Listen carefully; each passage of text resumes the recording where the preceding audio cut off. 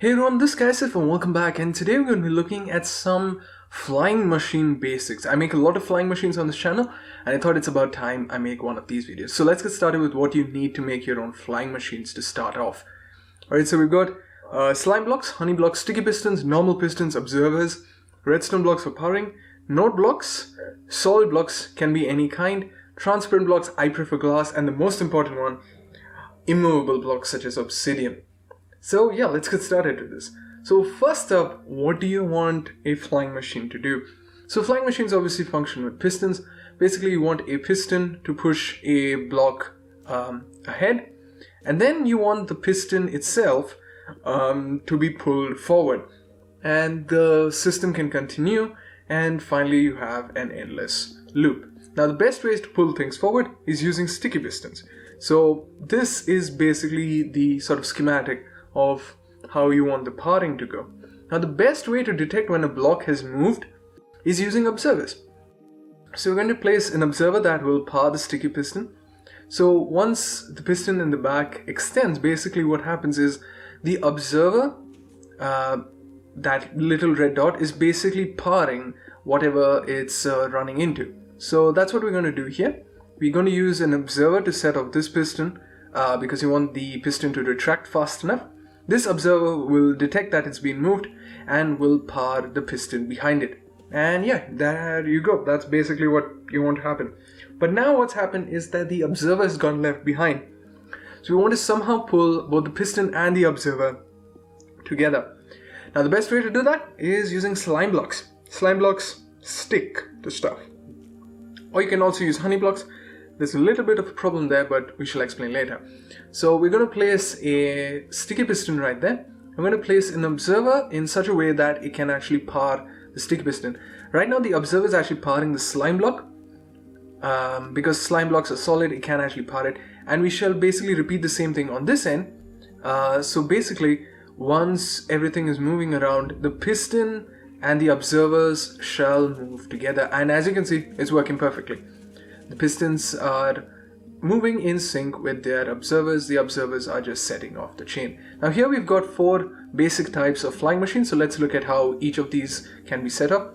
So this one's exactly what we just constructed. To set it off, you just power the observer at the back. Now the other one is with the observers actually pointing upwards. So they're powering down into the slime block. And yeah, basically if you want to set this off, you just power the rear observer.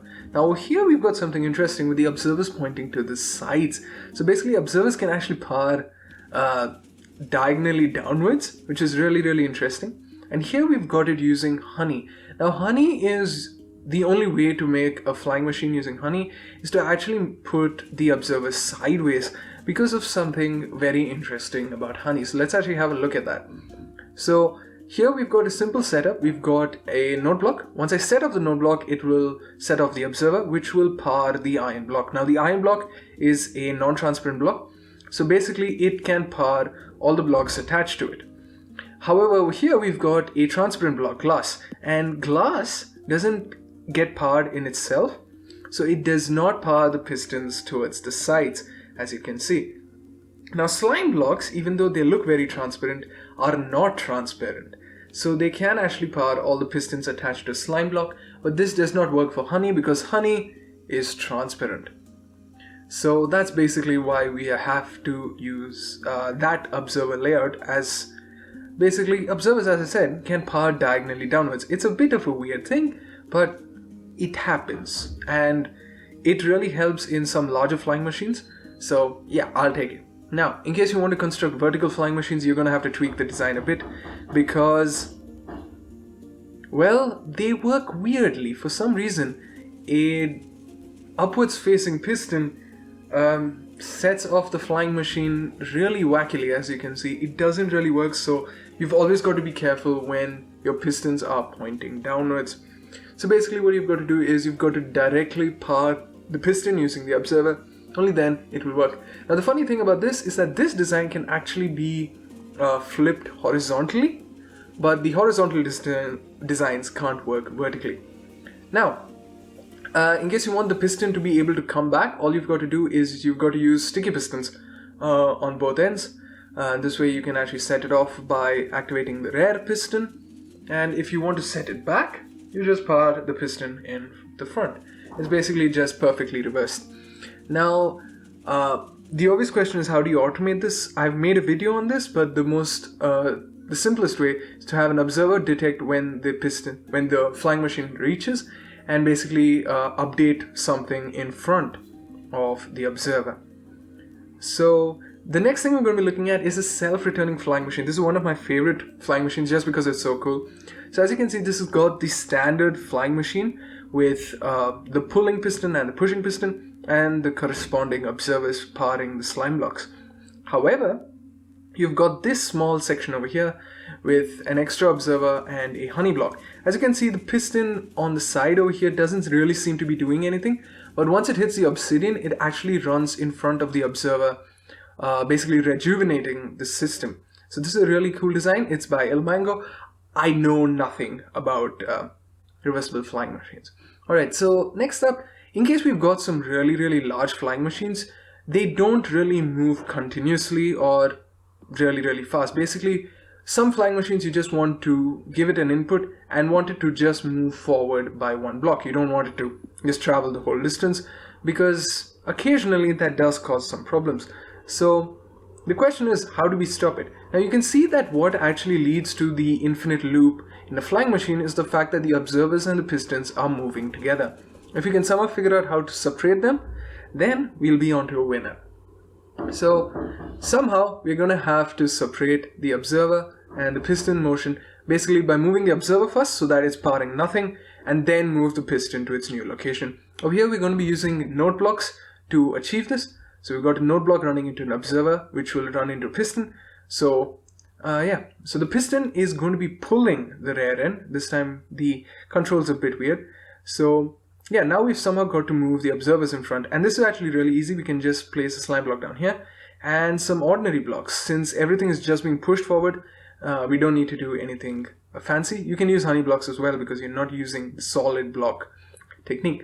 So we're basically fooling the sticky piston to push its own power source in front. So we just have a sticky block there so that the piston's actually pushing it. And yeah, as you can see, the observer and the node block are both pushed ahead while the piston remains behind, and afterwards the piston is pushed ahead of it. Now, alright, so the next thing we're going to be looking at is a slightly shorter version as this. As you can see, we are actually using the node block itself to push the observer in front. The observer is actually powering the iron block right there, and the iron block is pushed ahead of the piston, so it's not actually going to be powering anything until the piston moves back there. So as you can see, this also moves one step at a time. Alright, so the final thing we're going to be looking at is slightly slower pistons, because occasionally you do need your flying machines to go slower, and yeah, maybe you've got a lot of attachments and it takes some time for it. So the question is, how do we get movable repeaters? Because repeaters do break off quite quickly. So we can't use the standard design because that's just going to loop around. So let's actually look at how we can easily add some delay. Now the answer to that is in a flying machine itself. Flying machines are actually slow just because of piston extensions. It's simple. A piston takes some time to extend, and an observer itself takes some time to power the piston. So what we can do is we can actually use a combination of pistons and observers to add a tiny bit of delay before the flying machine moves. Alright, so over here we're just going to start off with a simple pulling mechanism, but then we're going to try and tweak it a little bit. Basically, instead of this piston directly pushing the rear piston forwards, we're going to add an extra piston which will potentially push this forward. Obviously, the more number of pistons you add, the slower your flying machine will go. So first up, we're going to add a simple powering system, and then we are actually going to be pushing the rear end from the back. So we have a rear end to a rear end, which is a bit weird, but it works. Alright, so we're going to have a simple observer just powering that piston. It doesn't, once again, need to be a slime block. So that's going to come in front and it's going to push the flying machine forwards. Now we've just got to link this up. We can honestly just go with the honey directly connecting it up. There's a simple rule that when you're building rear ends to a flying machine, you always want it to be connected to a piston. But if you're having stuff in front of it, you want a blocks gap. So we're going to add another piston over here just to add a tiny bit more delay. I'll go over these piston attachments in the next video, so stay tuned for that. I'm just going to say. So we're going to have a very simple chain with the piston finally, after 3 more extensions, coming and pushing the front piston forwards. So as you can see all the delay that's been created because of the chain of pistons. And just to compare it with speed, you can see that that one actually reached a lot faster, even though I gave it quite the undue advantage. So yeah, this is how you add delays in your flying machines. So anyways guys, thanks for watching. This means guys, and I'm out. So ciao for now. Shall see you in the next video where we shall go over some basic flying machine appendages. So ciao for now, and shall see you then.